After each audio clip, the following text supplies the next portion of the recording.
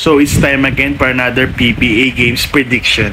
So ang first game nga is NLEX Road Warriors versus Phoenix Fuel Masters. So ang NLEX nga ay nanalo sa kanilang first game against Blackwater na siguro magpapalitan ng import.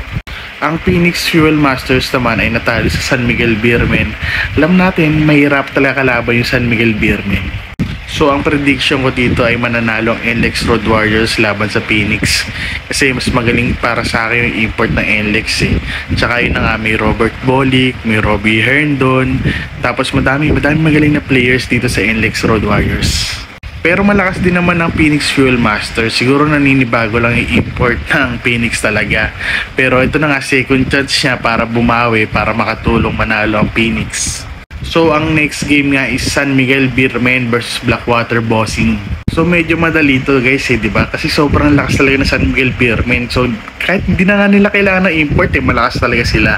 Kung ako sa Blackwater Bossing, magagamble ako sa new import. Si Ricky Ledo, wala na talaga. Paalisin nyo na yan guys. Nabigyan na second chance, walang ginawa eh. Talo pa rin eh. Okay sana kahit tatalo, pero grabe ang baba ng points na binigay niya talaga. Sino ba talaga ang import? Si Cedric Bearfield o si Ricky Ledo? So ang prediction ko nga is mananalo ang San Miguel Beermen.